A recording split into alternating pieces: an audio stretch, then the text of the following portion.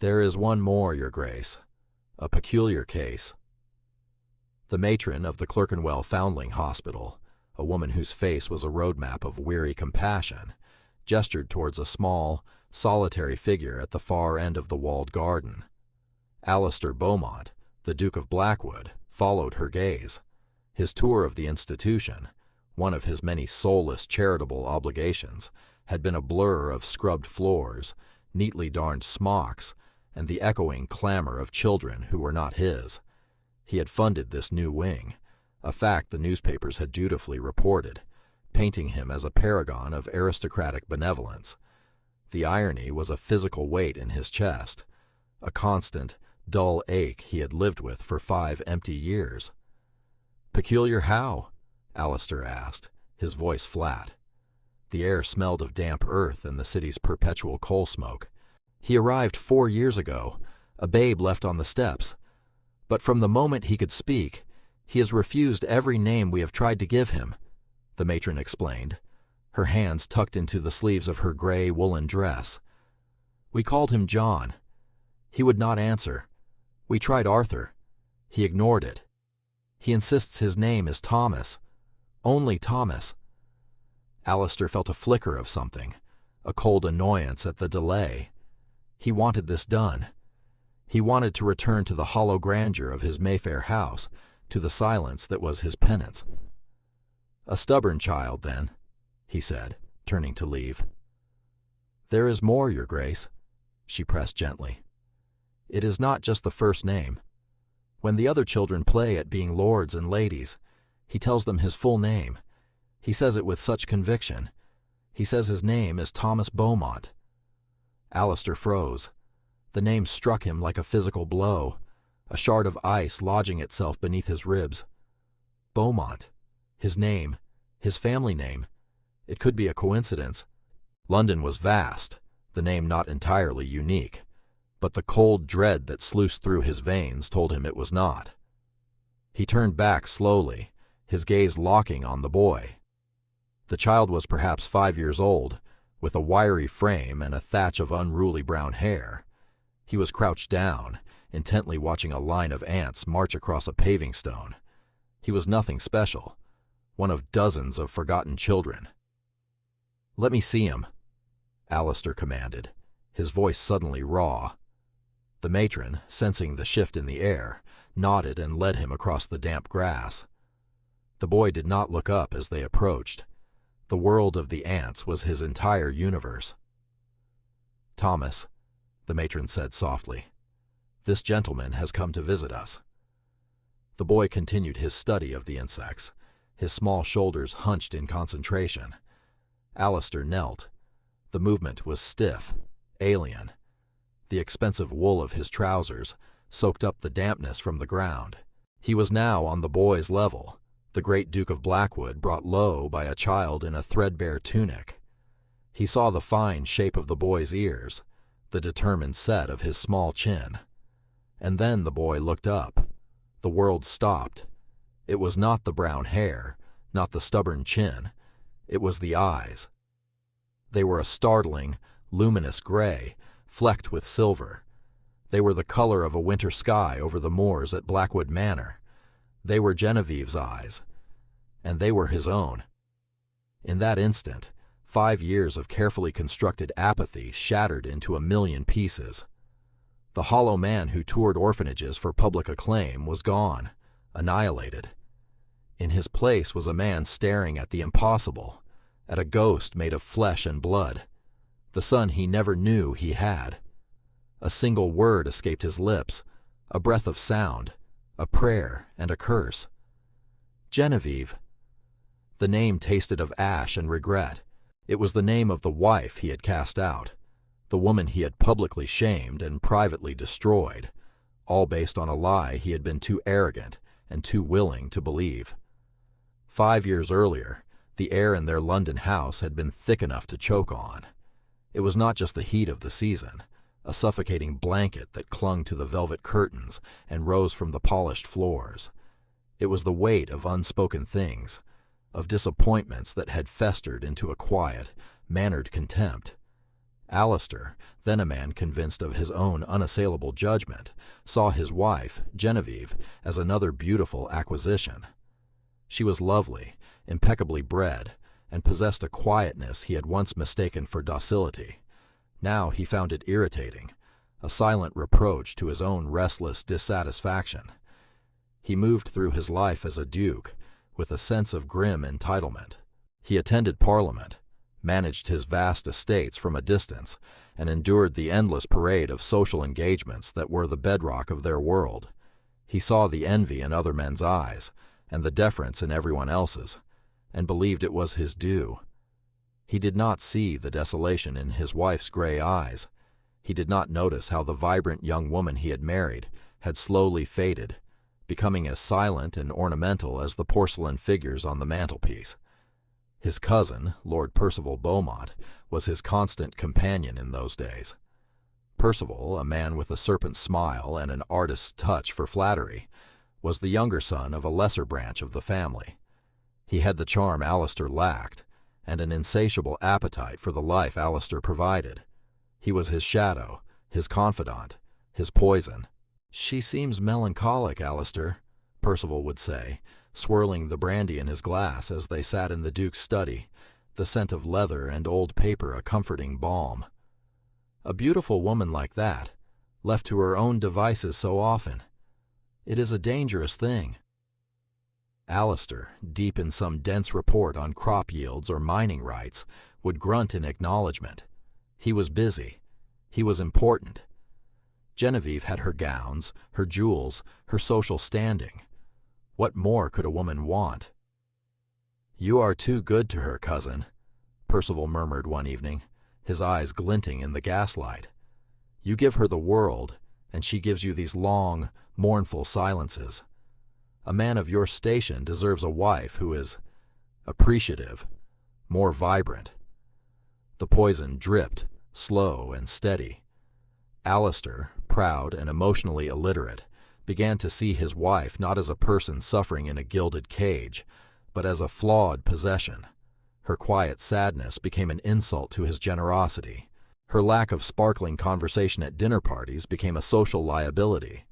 He began to watch her with a critical eye, noticing the way a young, foolish poet would stare at her, or the brief smile she shared with a stable hand over a favorite mare. Innocuous moments, twisted by Percival's whispered suggestions into something sordid. The night it all broke was the night of the Duchess of Leinster's annual ball. The ballroom was an inferno of humanity and ego, smelling of sweat, wilting flowers, and 1,000 competing perfumes. Genevieve, dressed in a gown of silver silk that shimmered like moonlight on water, looked ethereal and profoundly tired. She had a headache, a persistent, throbbing pain behind her eyes that had plagued her for weeks. She smiled when required, her lips feeling stiff and unnatural. She felt the weight of 100 pairs of eyes, judging her gown, her jewels, her husband's mood. Alistair had been short with her all evening, his jaw tight. Percival had whispered something in his ear earlier, a sly comment accompanied by a glance towards Genevieve and Lord Ashworth, a notorious rake who had been following her with a predatory gaze. "I need some air," Genevieve murmured to Alistair, her voice barely audible over the orchestra. He gave a curt, dismissive nod, already turning to speak with a cabinet minister. He did not see the sheer desperation in her face. She slipped away, finding a side door that led to a series of dimly lit conservatories. The air here was cooler, heavy with the scent of damp orchids and night-blooming jasmine. It was a relief. She walked deeper into the green labyrinth, finally finding a small stone bench hidden behind a riot of ferns. She closed her eyes, pressing her fingers to her temples. For a moment there was peace. "Hiding away, Duchess?" The voice, slurred with wine, made her flinch. Lord Ashworth stood in the archway, his cravat askew, a leering smile on his florid face. "I have a headache, my lord," she said, her voice cold and sharp. "I wish to be alone." "A headache is a woman's excuse for everything," he sneered, advancing on her. "I can think of a far better cure."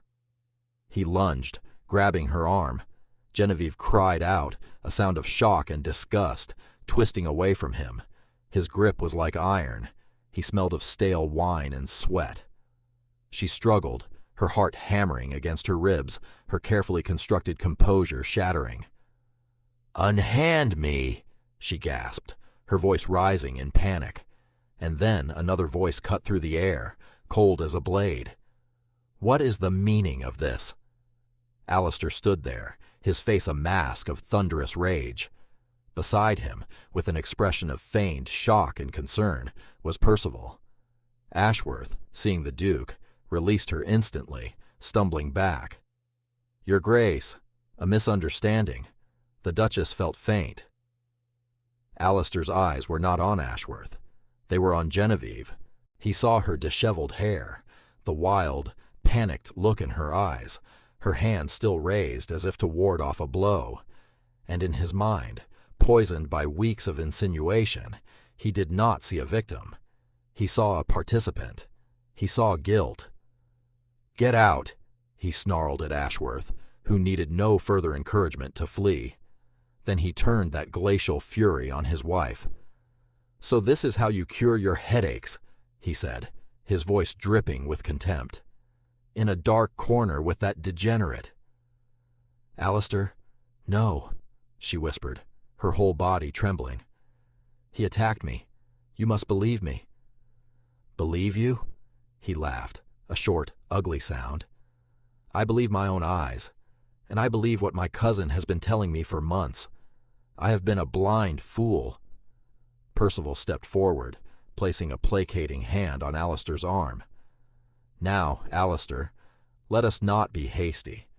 Perhaps we should retire. Discuss this in private."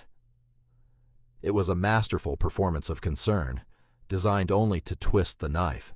The carriage ride home was a silent, suffocating torture. Genevieve sat opposite him, shivering despite the warm night, the silver of her dress seeming to mock her. She tried to speak once, to explain, but he silenced her with a look of such profound loathing that the words died in her throat. The man she had married, the man she had once, however foolishly, hoped to love, looked at her as if she were something vile he had found on his shoe. In her dressing room, the silence was broken only by the sound of her own ragged breathing. He stood in the doorway, a forbidding silhouette. "You have made a mockery of my name," he said, his voice devoid of all emotion.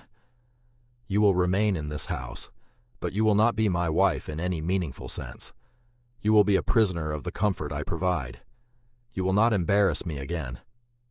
He turned and left, the click of the closing door echoing like a gunshot. Numbness settled over her, a cold, clear, terrifying calm. It was not just the accusation, the humiliation. It was the realization that he had been waiting for this. He had wanted to believe it. Her quiet misery had not been a call for help, but an inconvenience he was now glad to have an excuse to punish. She looked at her reflection in the mirror. The Duchess of Blackwood, a pale, haunted stranger with her husband's diamonds glittering at her throat. She was a possession, and he had just declared her broken. In that moment, something inside her broke too, but it was not her spirit. It was her chains. She moved with a sudden, chilling purpose. She did not weep. The time for tears was over. She stripped off the diamond necklace and let it fall to the dressing table with a clatter. The matching earrings followed. Finally, she twisted the Blackwood sapphire from her finger. The engagement ring, a stone as deep and cold as the ocean, sat on the polished wood, a final, damning piece of evidence of a life that was now a lie. From a hidden safe behind a tapestry, a secret her father had insisted she have, she took out the cash she had hoarded over the years from her personal allowance. It was a substantial sum, enough. She changed out of the ruined silver silk and into her plainest traveling dress, a dark gray wool. She packed a single, small valise with a change of clothes, a few sentimental trifles, and all the money. She did not look back at the room filled with silks and jewels. They were part of the cage, and she was done with cages. As she slipped out of the house into the pre-dawn gloom, A wave of nausea washed over her, so intense it made her stumble. It was the same sickness that had been her unwelcome companion for weeks, the sickness she had tried to ignore. She leaned against the cold stone of the garden wall, her hand going to her flat stomach, and she knew she was pregnant. The realization did not bring joy, but a fierce, terrifying resolve. This was no longer just about her own survival. She was carrying a life, a small, innocent part of the man who had just destroyed her. She would not raise Alistair Beaumont's child in a prison of his making, to be another possession for him to control or discard. This child would be hers, only hers. She walked away from the grand London house, from the title, from the man who wore it, and did not look back. She melted into the anonymity of the city, just another woman in a plain gray dress, her face hidden by a bonnet, her past a ghost she was determined to outrun. The journey to Portmeirion was a descent into a different world. The plush velvet of ducal carriages was replaced by the hard, rattling benches of public coaches. The clipped, formal tones of the aristocracy gave way to the thick, indecipherable accents of farmers and fishermen. Genevieve, now calling herself Mrs. Vance, a widow from the north, kept her head down and her money hidden. She learned to eat stale bread and watery ale, to sleep in noisy, unclean inns, to ignore the leering glances of men who saw a woman traveling alone as fair game. She chose the Cornish coast for its remoteness, its reputation as a place where people went to disappear. Portmeirion was a jumble of granite cottages clinging to a cliff face, perpetually damp from sea spray and smelling of salt, fish, and wood smoke. It was the antithesis of everything she had ever known. It was perfect. Survival was a brutal education. Her money, which had seemed a fortune in London, dwindled with terrifying speed. She found a room to let in the house of a midwife, Mrs. Gable, a formidable woman with a face like a weathered rock and hands that could deliver a baby or gut a fish with equal competence. Mrs. Gable was suspicious.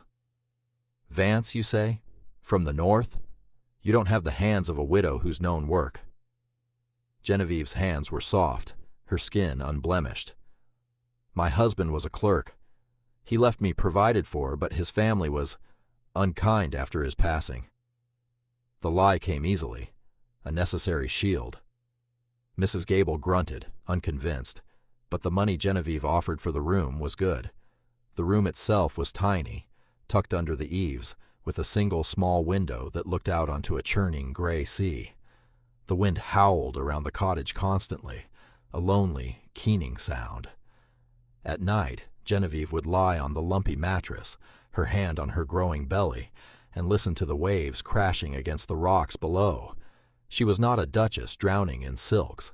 She was a woman clinging to a rock, with the entire ocean trying to pull her under. The day her son was born, with only the grimly efficient Mrs. Gable for help, was the day Genevieve was truly reborn.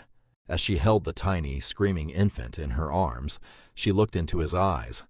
They were gray, a clear, startling gray, a piece of her and a piece of him. She named him Thomas, a simple, strong name with no connection to the ducal dynasty she had fled. Her money finally ran out. Panic, cold and sharp, seized her. She had a child to feed. She had to work. She, who had never so much as threaded her own needle, began by mending fishing nets for pennies, her soft fingers quickly becoming raw and calloused. The fishermen's wives watched her, their faces closed and wary. She was an outsider, but she was also a survivor. She used her keen eye for detail, once spent on judging the quality of lace, to master the intricate knots of the nets. Then she moved on to sewing, mending the rough clothes of the villagers. One day, the wife of a ship's captain brought her a torn silk dress, a relic from a trip to London. Genevieve's fingers, now tough but still nimble, remembered the feel of fine fabric. She repaired the tear with stitches so small they were nearly invisible. Word of her skill spread. Soon she was not just mending, but making clothes. She became the village seamstress, her tiny room filled with bolts of wool and cotton. The work was hard, her back ached constantly, but with every stitch, she wove a new life for herself and her son. She was no longer Lady Genevieve Beaumont, the tragic, disgraced Duchess. She was Mrs. Vance, a woman of quiet strength, respected for her skill and her fierce devotion to her boy. Thomas grew from a babe into a bright, inquisitive child. He had his mother's resilience and a stubborn streak that was pure Beaumont. He loved the sea, the rocky shores, the stories of the old sailors. He knew nothing of dukes or London society. His world was Port Marin, and his mother was its son. For Alistair, the 5 years after Genevieve's departure were a slow descent into a personal hell of his own making. In the immediate aftermath, there was a grim satisfaction. He had excised the problem. He had asserted his authority. Percival was ever at his side, congratulating him on his decisiveness. "You did what had to be done, Alistair. She would have ruined you," his cousin soothed, pouring him another brandy. The scandal was contained. The official story was that the Duchess, suffering from a nervous affliction, had retired to a private sanatorium in the countryside. Society whispered for a time, then moved on to the next juicy morsel. Alistair took a mistress, a flamboyant opera singer Percival conveniently introduced him to. She was loud, demanding, and utterly vapid. She filled the house with noise but could not fill the silence. The silence was the worst part. The vast, echoing quiet of the Mayfair mansion, once a sign of order and discipline, now felt like a tomb. He would walk past Genevieve's closed bedroom door and feel a pang of something he refused to name. One night, months after she had gone, he finally opened it. The room was just as she had left it, preserved under a fine layer of dust. And there, on the dressing table, sat the Blackwood sapphire. It caught the moonlight, winking at him like a cold, accusatory eye. He picked it up. The weight of it in his palm was immense. She had left everything, the jewels, the clothes, the life of a duchess. But she had taken no money he could trace. She had simply vanished. A woman with her breeding, her softness. How could she survive? The question began to haunt him. His relationship with the opera singer soured, ending in a vulgar public argument over money. He was left alone again, with only Percival for company. And he began to notice things. The way Percival's eyes lit up when he spoke of the Blackwood title. The way he steered Alistair away from any course of action that might lead to a reconciliation, however unlikely. Doubt, once a foreign concept to the Duke of Blackwood, began to take root. He remembered the sheer terror in Genevieve's eyes that night in the conservatory. It was not the look of a woman caught in a tryst. It was the look of prey. He started his own secret investigation. He hired a man named Dawson, a quiet, methodical former Bow Street runner with no connections to high society. He tasked him with one thing: find out everything there was to know about the events of that night and about Lord Ashworth. For 2 years, the investigation yielded little. Then came the breakthrough. Dawson, through a network of informants in London's underbelly, found a valet formerly in Ashworth's employ. The man, dying of consumption and eager to unburden his soul for a price, told a sordid tale. Lord Ashworth, deep in gambling debt, had been paid a handsome sum by Lord Percival Beaumont to compromise the Duchess in a public way. It was all a setup, a cruel, elaborate piece of theater. The valet even produced a letter, a note from Percival to Ashworth outlining the plan and promising payment. When Dawson laid the proof on his desk, Alistair felt the floor drop out from beneath him. The cold certainty he had lived with for years crumbled into dust, replaced by a nausea so profound he thought he might be sick. He had not been a righteous, wronged husband. He had been a gullible fool, a puppet, and his cousin, the man he had trusted above all others, had been the puppeteer. The rage, when it came, was a white, hot fire, but beneath it was a chasm of self-loathing. He had done this. His pride, his arrogance, his emotional blindness had made him the perfect tool for Percival's ambition. He had destroyed his own wife, his own marriage, based on the whispers of a snake. He had cast out an innocent woman, and he had no idea where she was, or if she was even still alive. The knowledge broke him. The arrogant Duke died in that moment, and what was left was a man hollowed out by guilt. He cut Percival out of his life without explanation, leaving his cousin bewildered and furious.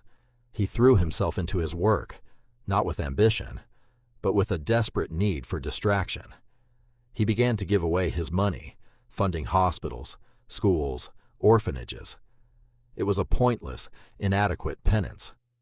He was trying to wash a stain from his soul that could never be cleansed. He was searching for something, a redemption he knew he did not deserve. And then, one gray afternoon in a foundling home in Clerkenwell, he found it.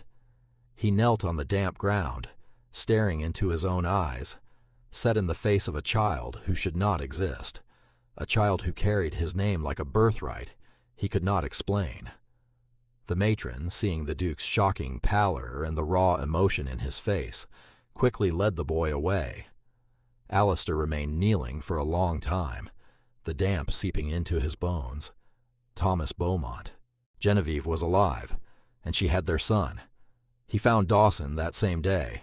The task was new, urgent. Find a woman named Vance, a seamstress, possibly a widow. She has a son named Thomas, about 5 years old. Find her. I do not care what it costs. The search, now focused, was swift. Dawson's network was efficient. Within a week he had a location. Port Marin, Cornwall, a remote fishing village, a world away. The journey west was a blur. Alistair sat in his carriage, the Blackwood sapphire in his waistcoat pocket, its cold weight a constant reminder of his failure. He did not know what he would say. How could he apologize for something so monumental? How could he explain that his entire world had been a lie? He arrived in Port Marin as a storm was brewing off the coast. The sky was the color of slate, and the air was thick with the promise of rain. The village was even smaller, poorer, and more rugged than he had imagined. He left his carriage at the inn, a rough place smelling of stale beer and damp wool, and asked for directions to the home of Mrs. Vance. He found the cottage at the edge of the cliff, a small, defiant shape against the turbulent sky. He walked to the door, his heart a frantic drum against his ribs. He raised his hand to knock, then hesitated. What right did he have to shatter the new life she had built? He knocked. The door opened. She stood there, a piece of sewing in her hand, a needle still threaded. 5 years had changed her. The soft, pale Duchess was gone. This woman was leaner, her face weathered by sun and wind.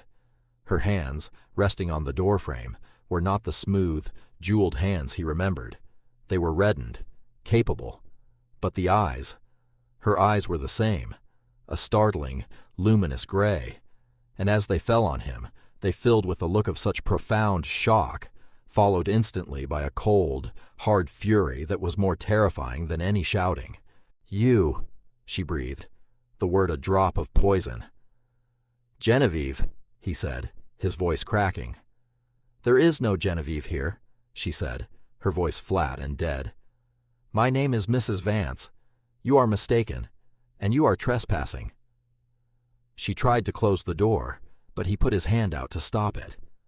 "Please, I know everything. About Percival. About the lies. I know I was a fool, a monster. I came to—" "To what?" she cut in, her voice shaking with a rage she could no longer contain. "To drag me back? To put me on display again?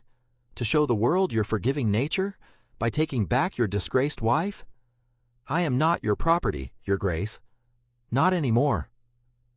The formal title was a slap in the face.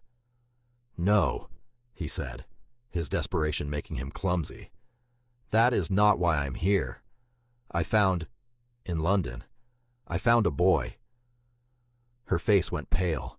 The fury in her eyes was replaced by a sudden, sharp fear. "What are you talking about?"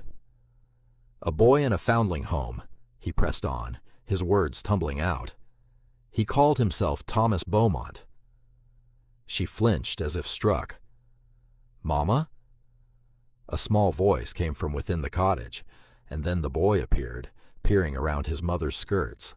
He had a smudge of jam on his cheek, and his hair was sticking up in a dozen different directions. He looked from his mother's tense face to the strange, tall man at the door, and Alistair saw him, not as a curiosity in a garden, but as a person, his son. He was looking at his son. The boy stared back, his expression one of open, childish curiosity. His eyes, those impossible gray eyes, held Alistair's gaze. "Mama, who is that man?" Thomas asked, his voice clear as a bell. Genevieve's hand tightened on the doorframe. Her whole body was rigid, a fortress of defiance. But her eyes were filled with a trapped, hunted look that Alistair remembered all too well. He had put it there, then, and now. "He is no one, Thomas," she said, her voice strained. "He is a stranger who has lost his way." She tried again to close the door, but Alistair was no longer just a supplicant. He was a father who had just found his child. A primal protective instinct he never knew he possessed surged through him. "He has my eyes, Genevieve," he said, his voice low and ragged. "He is my son." The accusation hung in the air between them, thick and heavy as the coming storm. It was not a question. It was a statement of fact, a claim he had no right to make but could not stop himself from making. Genevieve's composure finally broke. A single, hot tear escaped and traced a path through the windburn on her cheek. "Your son?" she whispered, her voice filled with a bitterness that was 5 years in the making. "You have no son. The Duke of Blackwood has an heir, I am sure. But this boy is mine. I bore him alone. I kept him from starving with these hands. I taught him his letters by candlelight, while I sewed until my fingers bled. He is mine. You have no claim on him. You have no claim on me." The truth of her words hit him with the force of a physical blow. He had been living in a silent, comfortable tomb of his own making, while she had been fighting for her very survival. The chasm of his guilt widened into an abyss. "I know," he said, his voice hoarse. "I know I have no rights here. I am not asking for them. I am begging. Let me explain. Let me show you the proof.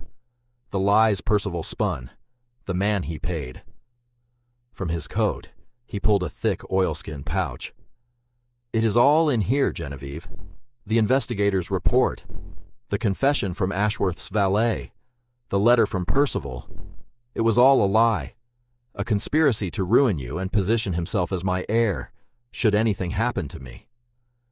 She stared at the pouch as if it were a coiled snake. She did not reach for it. Her face was a mask of stone, her gray eyes cold and distant. She had built these walls around her heart to survive, and she would not let him tear them down with a few pieces of paper. "And what good does that do me now?" she asked, her voice devoid of emotion. "Your proof does not give me back the last 5 years. It does not erase the humiliation, the fear, the hunger. It does not erase the fact that you, my husband, looked at me with disgust and believed the very worst without a moment's hesitation. You did not just believe a lie, Alistair. You wanted to believe it." That was the final, damning truth, and he could not deny it. "Yes," he admitted, the word tasting like poison. "Yes, I was an arrogant, prideful fool. I was a terrible husband. I failed you in every way a man can fail his wife. I cannot change that. I cannot undo it. I can only atone for it." The first drops of rain began to fall, fat and cold, spotting the shoulders of his expensive coat. Thomas, sensing the tension, hid more fully behind his mother, his small hand clutching her skirt. "Go away," Genevieve said, her voice a low command. "Take your money and your titles and your proof, and go back to your world. We do not belong in it. We have a life here." "I am not leaving," he stated, the words simple, absolute. He was no longer asking. He was planting his flag. "I will not force myself on you. I will not try to take him. But I will not leave this village until you have heard me, until you believe me." He gently placed the oilskin pouch on the worn stone step. "Read it, or burn it. The choice is yours, but I will be at the inn. I will be here." He turned and walked away, into the now driving rain, without looking back. He could feel her eyes on him, and the boys. He did not go to his carriage. He walked through the muddy, unpaved street of Port Marin, the cold Cornish rain soaking him to the skin, feeling for the first time in 5 years not like a duke, but like a man who had just lost everything he never knew he had. Alistair took a room at the Salty Dog, a place that was as grim as its name suggested. His room was small and damp, with a bed that sagged in the middle and a single window that rattled with every gust of wind. The Duke of Blackwood, a man accustomed to Irish linen and armies of servants, slept in a room that smelled of mildew and boiled cabbage. He did not care. The physical discomfort was a fitting penance, a pale shadow of the hardship Genevieve had endured. He became a spectacle in the village. The sight of a London gentleman in impeccably tailored, if now perpetually damp clothes, walking the cliff paths, or staring out at the gray sea was a source of endless gossip. He did not try to hide. He endured the stares, the whispers. He was stripping himself of his ducal armor, piece by piece. He saw Genevieve only from a distance. He would see her at the village market, her basket on her arm, her head held high. He saw Thomas playing with the other village children on the shingle beach, his laughter carried on the wind. The boy was happy. He was healthy. He was a testament to his mother's incredible strength. The sight of them was a constant, twisting pain in his gut, a reminder of the family he had thrown away. 2 days after his arrival, he saw Mrs. Gable at the market. He approached her, his hat in his hand despite the drizzle. "Mrs. Gable," he said. The woman looked him up and down, her expression one of profound disapproval. "Your Grace," she said, the title laden with sarcasm. "You're a long way from home." "This is my home," he said simply. "Or at least, the closest I can get to it. I wanted to ask you, Mrs. Vance and her son, are they well provided for?" The old midwife's eyes narrowed. "They get by. She's a hard worker, is our Mrs. Vance. Not like some." The implication was clear. "I know," Alistair said. If they should ever need anything at all, a doctor, medicine, food, you will come to me? I will pay for it, anonymously. She must not know it comes from me." He pressed a heavy purse into her hand. Mrs. Gable looked at the purse, then back at his face, her gaze searching. She saw not the arrogant Duke, but a man haunted by a desperate, weary sorrow. She gave a slow, grudging nod. "I'll see to it," she said, and tucked the purse into her apron. It was the first crack in the wall of hostility, a tiny concession. Genevieve did not burn the pouch. For 2 days it sat on her mantelpiece, a dark, malevolent presence in her small cottage. She tried to ignore it, to focus on her sewing, on playing with Thomas, on the simple, hard-won rhythms of her life, but it was always there, in the corner of her eye. On the 3rd night, after Thomas was asleep, she finally took it down. Her hands trembled as she untied the leather cord. Inside was a sheaf of papers. She sat at her small wooden table, the oil lamp casting a flickering glow, and began to read. She read the methodical, dispassionate report from the investigator, Dawson. She read the sworn testimony of Lord Ashworth's former valet, a sordid account of greed and deception. He described the meetings with Percival, the exchange of money, the detailed instructions on how to corner the Duchess and make the scene look as damning as possible. Then she came to the letter. It was in Percival's elegant, flowing hand, a script she knew well. It was addressed to Ashworth. "The Duke is primed," it read. "His pride will not allow him to see past his own nose. Ensure it is public. A quiet word in the conservatory will not suffice. I need a scene, a scandal. He must cast her out. Only then is the way truly clear. The breath left her body in a ragged gasp. It was all there, cold, calculating, and utterly evil. The last 5 years of her life, the pain, the struggle, had been choreographed by Percival for his own ambition. And Alistair had been the lead actor in his play, too blind and arrogant to see the strings. She did not feel vindication. She did not feel triumph. She just felt a deep, bone-weary sadness.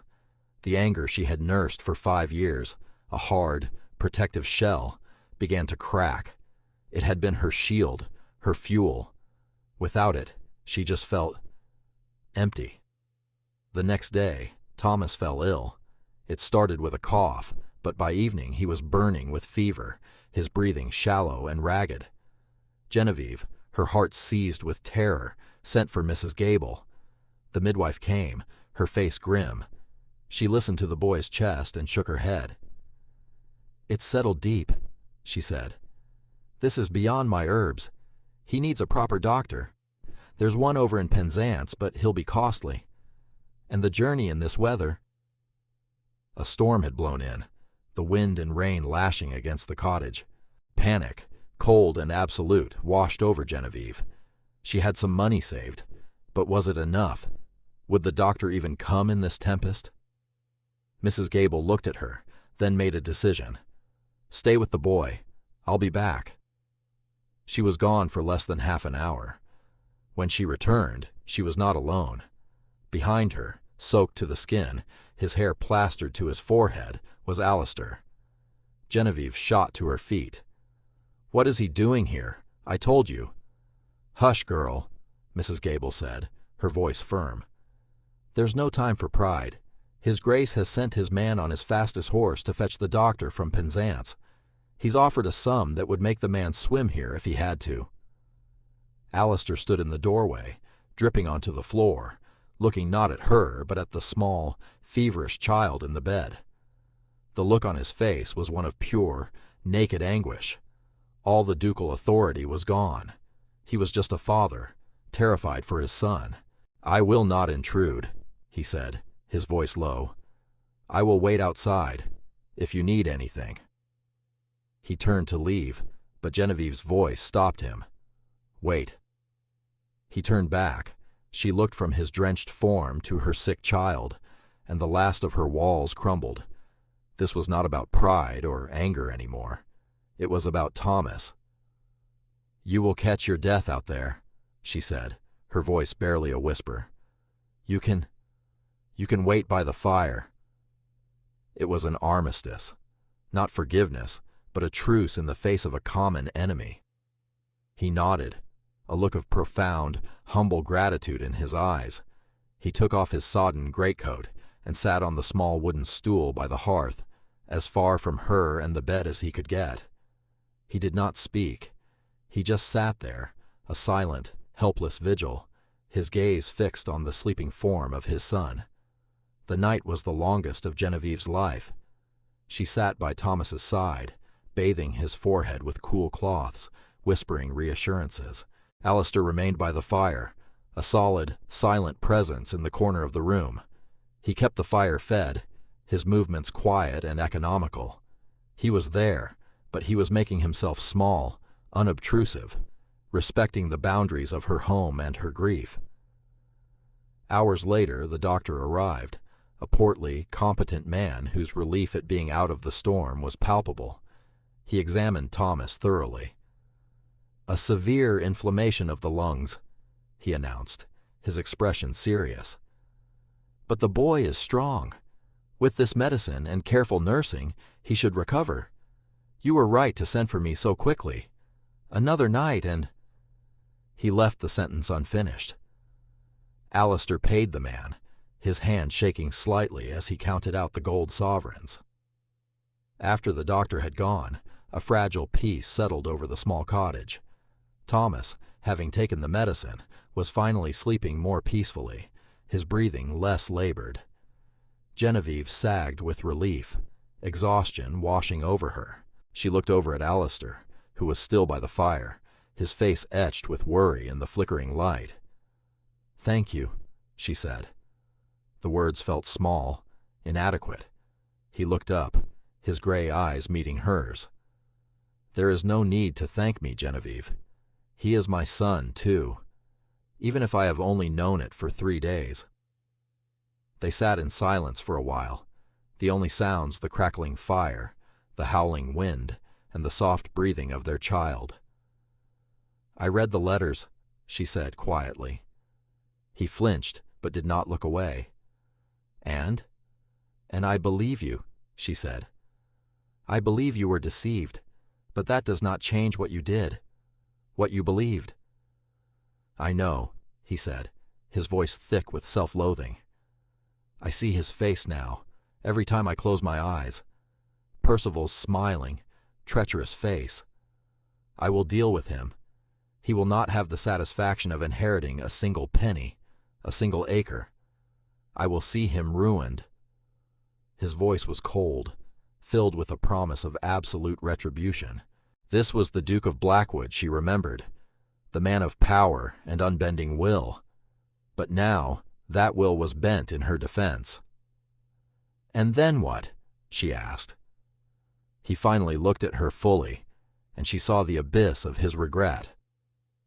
"And then," he said slowly, "I will spend the rest of my life trying to earn the forgiveness of the woman I wronged and the son I never knew.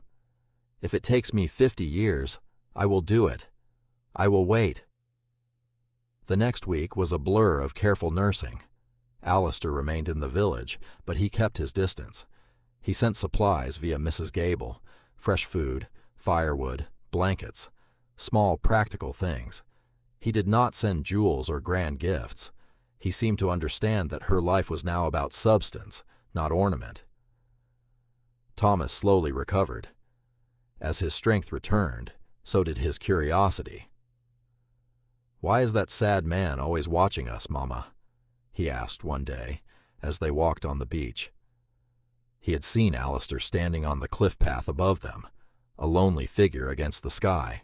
"He is someone I used to know," Genevieve answered, the words catching in her throat. A week later, a letter arrived for her, delivered by a messenger from London. It was not from Alistair. It was a copy of a legal notice printed in The Times. It announced, in cold, formal language, that Lord Percival Beaumont had been publicly disowned and disinherited by His Grace, the Duke of Blackwood, for acts of profound deceit and conspiracy. It detailed how Percival had been stripped of his allowance, his London house, and his standing in society. He was ruined, utterly and completely. Alistair had been true to his word. That evening, Alistair appeared at her door. He did not knock. He just stood on the path, waiting to be seen. Genevieve came out, closing the door behind her. "I received the notice," she said. "It is done," he confirmed. "He can never harm you again." "And that is supposed to fix everything?" she asked, a trace of the old bitterness in her voice. "No," he said. "It fixes nothing. It only punishes the guilty. It does not absolve me." He reached into his pocket and pulled out the Blackwood sapphire. It glittered darkly in the fading light. "This is yours. It has always been yours. I have kept it all this time." He held it out to her. It was not a demand. It was an offering, a symbol of everything they had lost. She looked at the ring, then at his face. She saw the hope and the fear warring in his eyes. She saw the man who had sat a week-long vigil by their son's bedside, the man who had slept in a squalid inn-room without complaint, the man who had used his immense power not to command her, but to protect her. Slowly, she reached out and took the ring. She did not put it on. She simply closed her hand around it, the cold facets pressing into her palm. "It is a beautiful ring," she said softly, "but it belongs to a life I no longer lead. I am not the Duchess of Blackwood." His face fell. "I know." "I am Mrs. Vance," she continued, her gaze unwavering. "And I am Thomas's mother. If you want to be a part of this life, you must be a part of this life. Not the one in London, not the one at court. A slow, dawning hope illuminated his features. Are you saying— I am saying, she interrupted, that my cottage has a leaking roof, and the winter storms are coming. It was not a declaration of love, it was not forgiveness, but it was an invitation, a test. A genuine smile, the first she had seen from him in years, transformed his face. I will fix it, he said, his voice filled with a conviction that had nothing to do with ducal power, and everything to do with a man willing to do anything to rebuild his world. The Duke of Blackwood, clad in a workman's borrowed shirt, spent the next 2 weeks on the roof of a seamstress's cottage, learning the hard way about tar and shingles. The village watched, astonished. Thomas watched, fascinated. And Genevieve watched, her heart slowly, cautiously, beginning to thaw. He courted her again, not with poetry and diamonds, but with his presence. He walked with her on the beach, listening as she told him about her life in Port Marin. He sat in her small cottage in the evenings, playing draughts with his son, teaching him how to skip stones. He never once mentioned his title or his wealth. He was just Alistair, a man trying to find his way home. One evening, as they sat by the fire while Thomas slept, he took her hand. His was calloused now, like hers. I love you, Genevieve, he said, his voice quiet but certain. I think I loved you even then, but I was too blind and stupid to know what love was. I mistook it for possession. I know better now. Love is fixing a roof in the rain. It's waiting. It's earning the right to sit in the same room with you. She looked at their joined hands. I do not know if I love you, Alistair. The girl who did is long gone. He nodded, his expression pained but accepting. I know. Then let me win the love of the woman you are now. She turned her hand in his and slid the Blackwood sapphire onto her finger. It felt different now, not a manacle, but a promise, a beginning. You can start, she said softly, by taking your son to see Blackwood Manor. It is his home, too. And I suppose, she added, a small, wry smile touching her lips for the first time, its Duchess should be in residence. They did not return to London. They went home to Blackwood Manor, the sprawling country estate in the heart of the moors.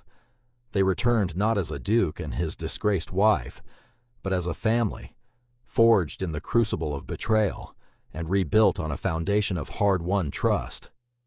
The great house, once a symbol of Alistair's cold lineage, was filled with the sound of a child's laughter. The oppressive silence was gone, replaced by the quiet, comfortable rhythm of a life being lived, not just endured. And the Duke, humbled and redeemed, finally understood that his greatest title was not your grace, but father and husband.